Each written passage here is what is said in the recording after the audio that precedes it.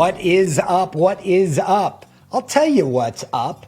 It's your life begins again renewed when you get yourself out of your comfort zone. It's a Neil Donald Walsh quote, but it really could have been written by our next guest. Welcome to the Todd Hartley Show. On this show, all I want you to do is listen to exceptional people that are doing remarkable things, impacting people's lives on a very deep and intimate level, and none better than Dr. John Williams, who's going to be joining me in just a few moments. Dr. Williams approached me years ago. He was, in his words, not mine, in his words, a little known country doctor in Northern Virginia. And what did he want to do? He wanted to open up a breast cancer school for patients, an online video-based education platform. And what he wanted to do was serve more patients. Dude's heart is so big that he wanted to serve more patients than could physically get into his waiting room. So he wanted to create videos answering key questions, and he wanted to educate people because he believed that what patients like my wife, when she was just diagnosed, what she deserved more than anything was an education in the battle that she was just about to embark on, right? And that education is going to give her a much better chance of advocating for herself and getting a better outcome.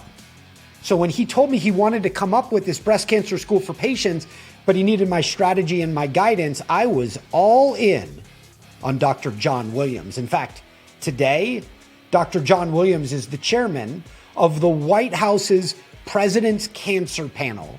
Sit back, listen to my conversation with one of my favorite people, one of my dear friends, somebody who loves videos so much that on Friday nights, because he's also a sommelier, when he's done with surgery and he opens up wine, he uses a Todd Hartley training by creating a video. And on Friday nights, I get a video from, yes, the chairman of the President's Cancer Panel, of him opening up the wine that he's going to have that night, and what in the world that wine tastes like. He's like, it's a little earthy. There's a little cinnamon, a little tobacco, a little blackberry, maybe a little cherry instead of blackberry. Like, it's that level of detail. And he sends it to me, and because he lives on the East Coast, it arrives before I'm at happy hour. But when you listen to Dr. John Williams, here's what you should be doing. I want you looking for his blueprint. He has always stayed on the cutting edge. And most importantly, remember, life begins at the end of your comfort zone. He was very comfortable being a country doctor, but he knew he had a larger calling. By hearing that calling and responding to it instead of what a lot of people do and say, oh, that would be a really great thing for me to do. He got uncomfortable. He went from being an expert in surgery and the fight against cancer to an expert in video creation and digital marketing and YouTube ads. All the stuff we trained him on took his career to the next level. Most importantly, if you are an expert in anything, this is the blueprint I want you to be looking for. Pick up his blueprint, apply it to your life. Here it is. If you are an expert in anything, the next level, the dominant level, the one that you get acknowledged from the last two administrations in America at the White House and asked to serve as the chairman of the President's Cancer Panel, which is probably, the least controversial thing today. The most bipartisan thing in America is, can we just damn win the fight against cancer, right? But he wouldn't have got there if he just remained comfortable as an exceptional breast surgeon. He needed to learn video. He needed to learn digital marketing and also ads on YouTube. And in doing so, his profile, because he was willing to get uncomfortable and learn a new trick, become a novice in something else, instead of just being a proud expert all the time, because he learned another channel, he was able to take his career to the next level. And in doing so, served more people than most of us could ever hope to serve in our entire lifetime. Before you hear from Dr. John Williams, here's a word from our sponsors. This podcast is brought to you by the Wirebuzz team. Now, If that name sounds familiar, it's because I've spent the past decade growing Wirebuzz into a digital marketing powerhouse designed to maximize clarity in complex sales processes so we can help accelerate revenue. And we do this in 3 phases. Phase 1, we transform your website to function like your best salesperson, and then also incorporate persuasive on-demand sales videos. Now your entire team is aligned on messaging, and they're injecting massive clarity into your prospect's head. So your site looks great, but it also has engaging content that helps your team sell on demand 24/7. The next phase, phase 2, we train your sales and marketing teams to sell remotely or in person to expand the impact of your sales team. And the third phase is we develop and run targeted ads to your prospects. Scale those ads to help you achieve more business results. Sign up for the Wirebuzz Company newsletter to learn more about effective and simple ways to improve your company messaging, attract more digital attention, and ultimately make more sales. Dr. Williams, thanks for joining me. Thank you, Todd. It's so good to see you again. And thanks for having me share my experience and also my successes and struggles with reaching that next level and helping people. So let's take people back to where you were in your career, like maybe 5-6 years ago when we first met. But as you mentioned it, you were a country doctor, but take me to that experience, because something inside you, there was an inflection moment where you realized that you could be doing more and serving more. Walk me through that experience for a moment. You know, I think we all try to figure out, is this what life is? And I think for me, I was a general surgeon. I'm in Northern Virginia. I made a big shift to breast cancer. Ultimately, all I was doing. I then made another shift to create an accredited breast center, and I kind of pushed that as far as I could. Kind of an entrepreneur that doesn't make money out of it. And then I realized, what can I do differently? And what I love is that connection with patients. I think it's something that I feel is powerful. It drives me. And I wanted to share that with others, take that little secret sauce that I share with patients with cancer and share it with others. And I was going to write a book, but then I realized books are dead and everything you have to do is on video.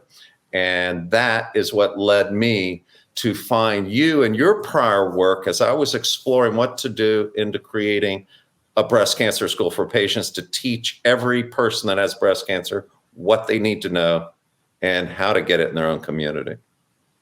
All right, so I'm at the American Society of Breast Surgeons conference. I get a text message from one of their past presidents that said, I'm sending a doctor, his name is John Williams, your way. He's a breast surgeon from Northern Virginia. I think he needs you. And so then Dr. Williams and I sit down, and I knew there was something different about you because a lot of people, and I hope the audience, you can benefit from this, a lot of people say they want to get next level, but they go through the motions of it. But what was different about you is I've never seen anybody take notes like you do. And your notes were the notes that somebody takes when they want to learn and do it on their own. Have you always been somebody who took such detailed notes? You know what? You take notes when it's important. So if it's a class you gotta get a good grade in to get to medical school, you take every bit of notes. And you know what? It was a passion. You have to make a decision to take whatever you do to another level or explore something that's totally new to you. And so I took notes, but I also was showing you spreadsheets of ideas and a concept for a book that needed to be on video. You got it, which was the most amazing thing. And you kind of looked at me right then and there and said, you're going to actually do this, because no one's created a school for patients in anything. And I have no resources. I'm not a wealthy guy. I really funded it myself. So you knew that, but also if you are going to do something, you have to not only commit to it, but put the hard work up front, the fun work, but also the hard work at night when everybody's asleep on your computer brainstorming.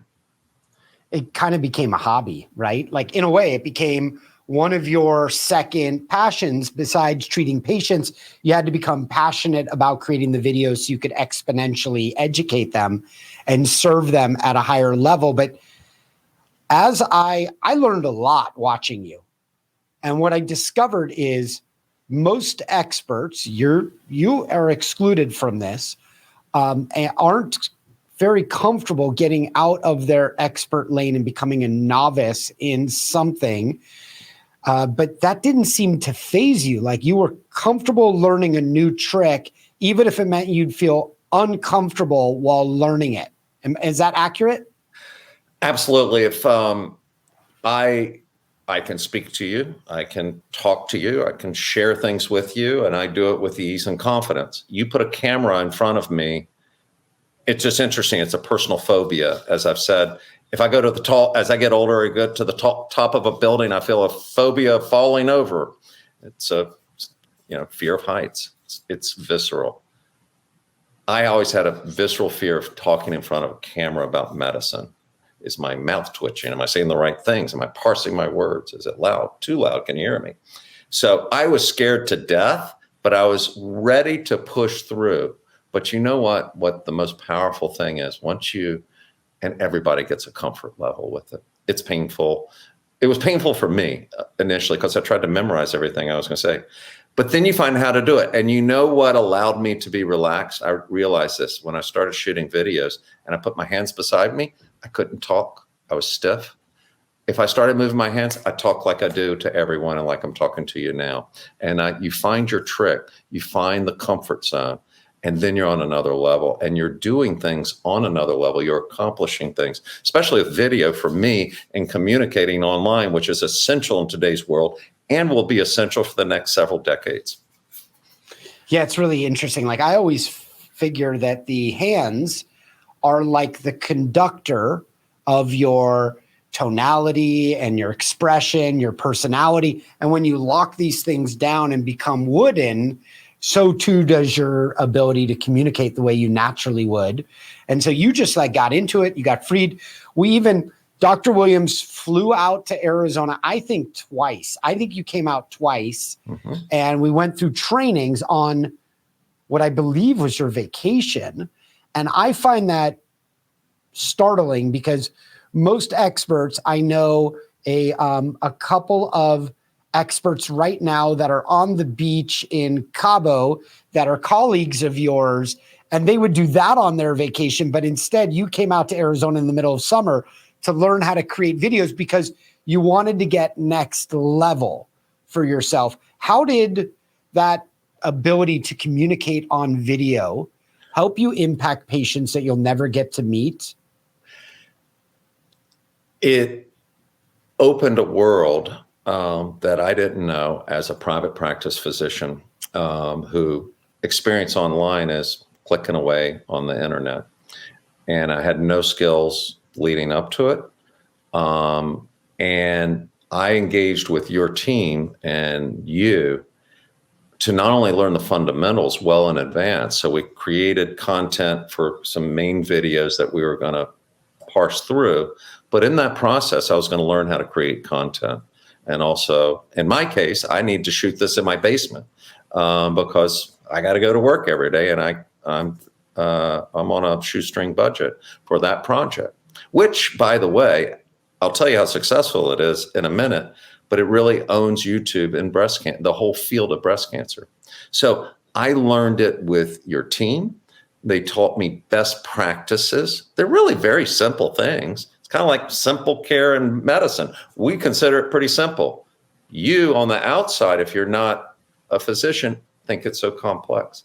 These are simple skills, but once you understand them and listen, you carry them with you forward for the rest of your life to do good for people, to market things, to sell things. I teach my son, he has a YouTube channel on about space. He goes to museums and shows those. He's a natural at it. I never was. But those skills are helping my son. But more importantly, the breast cancer skill for patients has touched millions of people. If you put in and just search in YouTube, put breast cancer, you'll see my face at the very top. It's a really powerful platform. No one had ever done it before. You had done it with Breast Cancer Answers before, and I did an organizational structure and took it to another level. And that's how I found you. And that was light years ahead of when I did it. And it was beyond forward thinking. And that's what I found with you and your team. You're forward thinking. How are these videos going to rank? How are YouTube going to use their algorithms? You told me to make long videos. It made no sense. That's the nature of my success. But you knew it that summer because you knew YouTube was going to change their algorithm. So it's a lot of different components. But if you have someone to teach you, this is critical aspects to success in life and helping and in business. Yeah, it's so cool. And then these videos started going viral. Dr. Williams started winning awards. People were watching, like, I don't know, at one point we had people that were watching 7 minutes on average or 10 minutes on average. And today, and correct me if I'm wrong, but I think you have more subscribers than Susan G. Komen for The Cure and the National Cancer Institute. And both of them had like a 2-decade head start on you. And then tell me what happened to your career and how you can now support patients on a larger level. What happened after you learned how to deploy video and people started finding it? It's amazing when you create a platform. And again, I'm a physician. We fight creating platforms. We do things the way we were taught. It is always decades behind in communication skills. It's what makes us good and not harm people, but in practice. But not only did this platform rise and people found it and just were glued to this content. And again, it was not for profit, had nothing to do with my practice. It's a breast cancer school for patients, teach anyone anywhere around the world. And with that platform being visible, I ultimately was contacted by the White House and asked to chair the president's cancer panel. And it was with the context of how do our panel identifies key opportunities in the National Cancer Program, meaning everyone, including corporations and doctors and patients, and what are some things that we can do and communicate to the President of the United States and also everyone about how to do something better in cancer. So I've chaired that for the last couple of years. It's an incredible opportunity, work really hard at it. But I'll tell you, it's having those communication skills. And Todd, I brought you into open public meetings to help teach, the leaders from Harvard and the leaders from the National Cancer Institute, and the leaders from Aetna and the leaders from government, well, people from the surgeons and the medical oncologists, to teach them that they have to communicate and use, and it's uncomfortable for them to hear this, marketing skills to do good in this world, to have people hear you and take an action. In this case, let's take cancer screening is what we were talking about, and do something to help yourself. And those require thoughts, gather attention, touch people where they are, and then give them a message that they understand that resonates. And those are marketing principles, but they're the principles to help so many others. And you are critical in helping. Our number one category in the closing gaps in cancer screening, 4 different cancers, is about communications. And part of that is how do we communicate better and also touch people that we don't touch to get a mammogram or get a colonoscopy or something of that nature. Yeah, it's so cool. So in my hands right here is the report that the president's cancer panel submitted to the president. Dr. Williams is actually on his 2nd administration, which in this bipartisan world is always really fascinating that you've been able to, you've got the opportunity to serve 2 White Houses. And it was fun working on this report and being able to provide marketing guidance to it. But can you talk to us about, look, February 2nd, something extraordinary happened at the White House with the cancer moonshot project that was announced there in the White House. Wait a minute. you FaceTimed me from the White House before the president's. Nobody's ever done that. Can I tell you, there have been so many times where I'm like, why don't they just FaceTime me from the Situation Room? I could help them clear up this mess. But you FaceTimed me from the White House, and it just was an awesome feeling to get that call, man. Well, we came up with this report, and it's a big report, but it's simple. Common sense, connect the dots, actionable recommendations. And the White House was creating a cancer moonshot, a second cancer moonshot that they were planning to release in early February. So we aligned with the White House over a few month period of time. Our report goes to the president. That it is directed at the president. If you Google President's Cancer Panel report, you'll find off all our reports over the last 50 years. But the White House, in creating its cancer moonshot from screening to treatment to survivorship, included our report as the foundation and backed up by this report for screening and recommendations for our nation. And then in the East Room in the White House, the president, the first lady, the vice president all spoke about cancer, a lot about screening. There were lots of important cancer people, advocates, Congress people.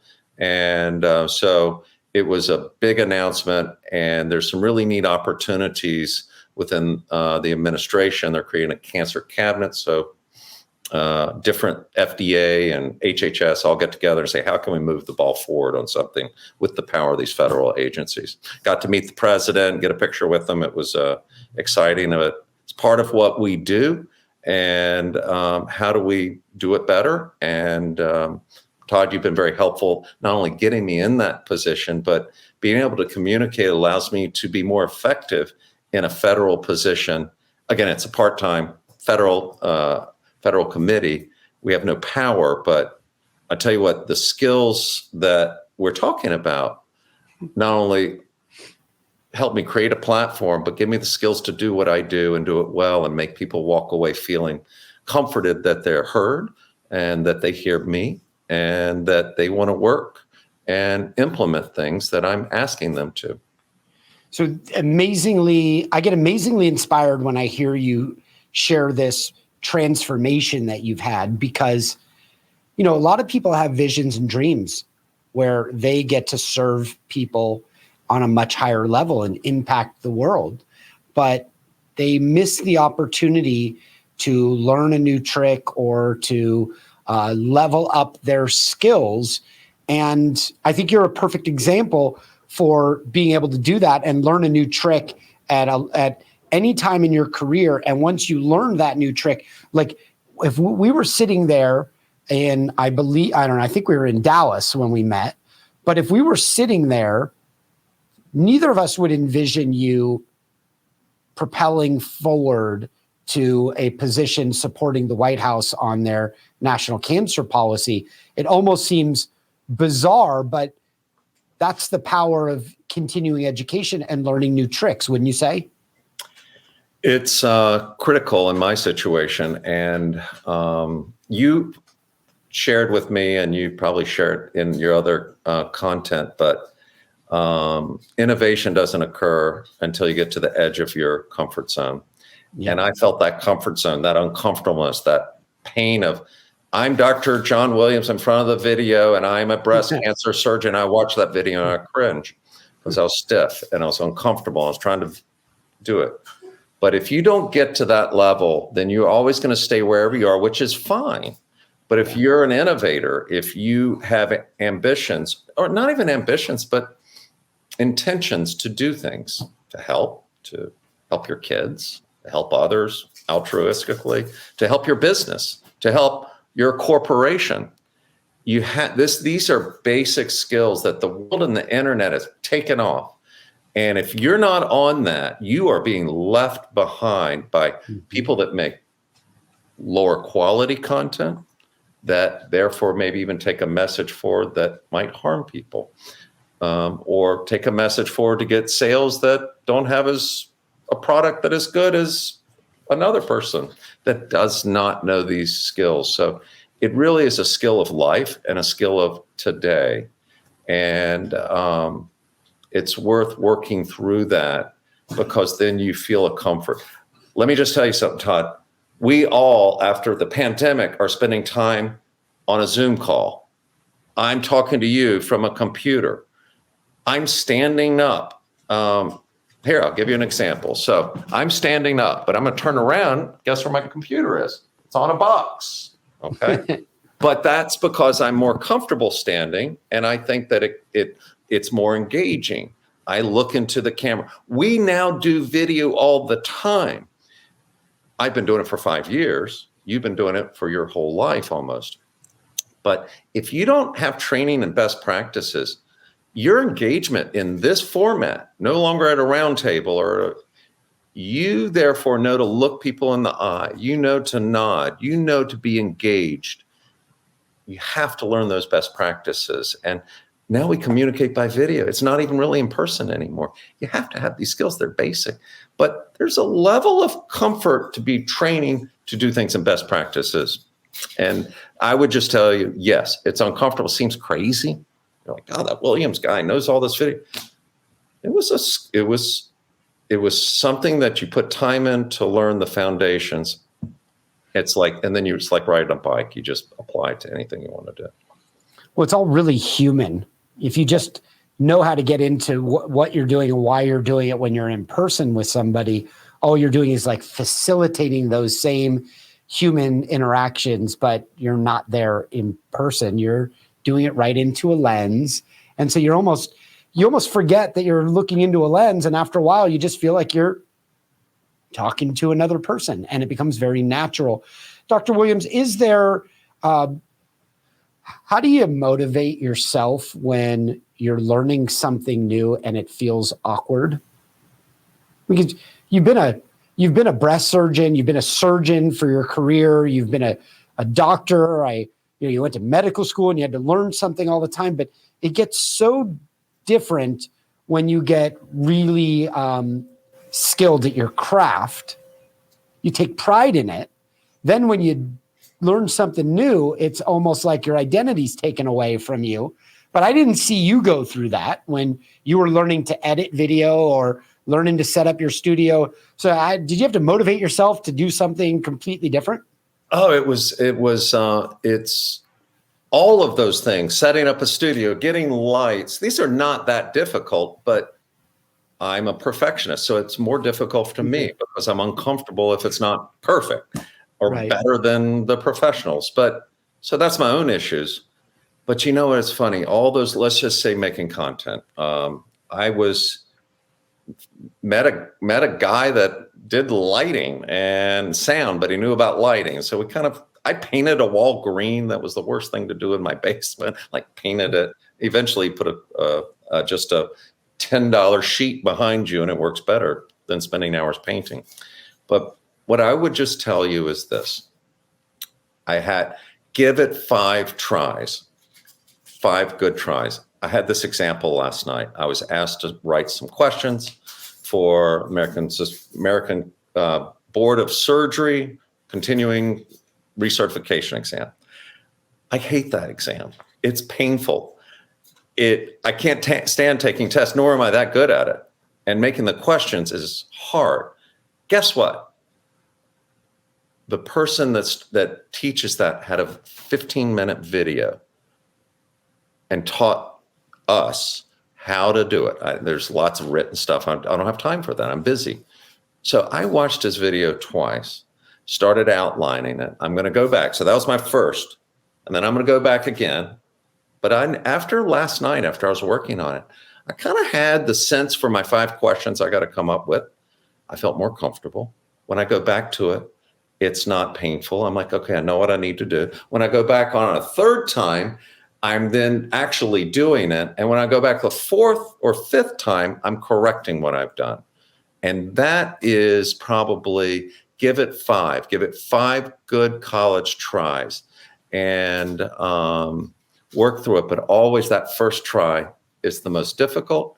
And then there's work. But then when you come out the other side, so when I do this again for next year, because a friend asked me to be on the committee and I'm happy to do it, it shouldn't be a problem, and I'll know those skills. And so give it 5 tries. And it's whether it's 5 times in front of the camera, or 5 things to set something up, or 5 things to find a way to communicate in video what you do to others or in business. But you've got to learn these skills, and the best practices are what people like you and others teach. Thank you. Did you have a similar approach when you did your TED Talk?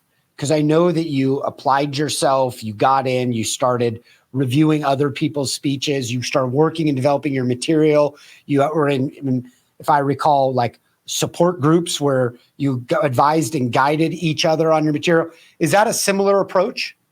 Very similar. I did a very small, short TEDx talk about why we need to create more schools for patients about anything. So that was kind of my passion, trying to share an idea worth spreading. Their motto. Condensing something into a short talk is a challenge. That was the biggest challenge. Kind of your life's work into 5 minutes. It was a short TED talk, but interesting. Yeah, you work on it, do it on your off time. But and I'm then I now train people to do it. Do you see what I'm saying? So now I know the best practices, and I train people subsequently, not because I'm any good at it, but it's a skill. It's a skill that I had to learn and work on, and now it had nothing to do with video, and it's online, but I can train people. What I'm hoping people get out of this is there's moments in Dr. Williams' evolution when he's learning video or becoming a surgeon or doing a TED Talk that's going to change the world, where he said to himself, I don't know if this is going to work. And yet he continued to refine and develop and motivate himself while he was going through the I don't think this is going to work moment. And then he had the breakthrough. And with each of those breakthroughs, his career took off to another level so he could serve more people. And that's what I love. Like when I think of Dr. Williams, like he mentioned, I think of life begins at the end of your comfort zone. That's Neil Donald Walsh. And it's a great quote, but for anybody that's ready for next level in their life, like you're feeling stagnant or maybe your spirit's crying out to you right now because you know there's another level, the next level will happen. And it'll happen, but what it looks like is it appears in overalls, and it looks like work. And if you're willing to get into the work and get a little dirty and learn some new skills, you'll be able to have that transformation. And if you aren't, you're still going to have the same frustration, except you're never going to be reaching that full potential that you owe yourself to see. Dr. Williams, thank you so much for joining me. More importantly, thank you for the work that you do for patients in Northern Virginia and the work that you do for patients all over the U.S., helping to improve access to cancer and to screenings and cancer treatment, And then on a larger level, thank you for the work that you do for patients like my wife, who could be anywhere in the world, but now have access to leading information on how to help themselves improve their outcomes by going through the Breast Cancer School for Patients. You are a real gem, an honor to be able to spend time with you. Todd, likewise, thank you for having me. You know what? I just thought of something about taking life or whatever business to the next level. It's not only getting to your comfort zone. We can work and still do the same thing. And if it hasn't worked in the past and we just work a little harder, it helps some. But sometimes you're just going to be repeating the cycle. So what you have to do is find the edge of the comfort zone in a different aspect and then apply that extra work to that. So I think it's get the edge of your comfort zone and then do the work to it. And the second thing is nothing is ever successful, but more importantly, rewarding, whether it's personal or business or in your life, unless you put a lot of time and effort into it. So that's the message to anyone. It's the message we try to give to our kids. Yeah, it's a message in work, and it's a message in helping people. And we want to motivate more people to do it, but we also have to have the tools to do it. And these are just some skills that I wouldn't be doing any of what I'm doing without actually working with you and finding you. And I found you online. not you, but actually the person that was the physician that Yeah. that did all of your content years ago. So I owe what I do to those skills and the relationship that with you and your larger team at Wirebuzz. Well, thank you. It's a real honor. Dr. Williams, where can people find out more information if they want to get on the Dr. Williams websites and start following you? Where should they go? Well, the President's Cancer Panel, if you Google that, is our larger panel. It's a federal advisory committee that advises the country on some cancer panels. So we have reports. Then the recent panel report just came out. You can go to the Breast Cancer School for Patients. It's breastcancercourse.org. And you can also go to YouTube and pull up Breast Cancer School for Patients and see I don't know what we're up to, 25,000 subscribers now, and people watching content all along.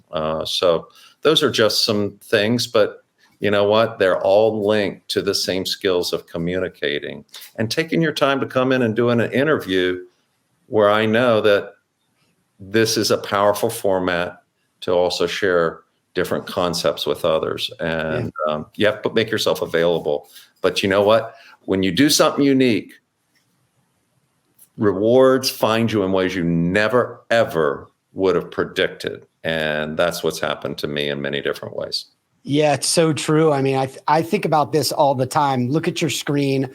I think of this on the website, and I think this is the .gov site, and it's a President's Cancer Panel site. It says he is the founder and is the medical director of the Breast Cancer School for Patients, an online video-based cancer education platform. And none of that would have happened if he just got really comfortable and stayed in his lane. Instead, everything took off and he was able to start serving more people. Dr. Williams, thank you so much for joining us. Thank you for reaching out and supporting patients all over the world and being a dear friend through the process. I'm honored to get to work with you. Peace. Yo, that was a powerful episode. And from what we just learned, it should be obvious how you can now implement these lessons in your life to get to the next level. Now, before you bounce, I just have 3 quick thoughts. First, thank you for taking me on your incredible life journey. Second, if you receive some value from me and you want to pay it forward, it would mean the world to me if you left an honest rating and review at Apple Podcasts, Spotify, or wherever you listen. I'd be incredibly grateful. And lastly, if you share this episode, whether it be a screenshot or a photo from where you're listening, anything via Instagram stories or LinkedIn, Facebook, or any of the social media sites, just tag me and the guest. I'll repost your content and I'll reply back in the comments because I love mixing it up. In fact, I'd love to share your shout outs in my feed too. Not only are these shout outs really good for you and for me, but they also help us book more amazing guests because they'll be able to see the reach that you're helping to cultivate.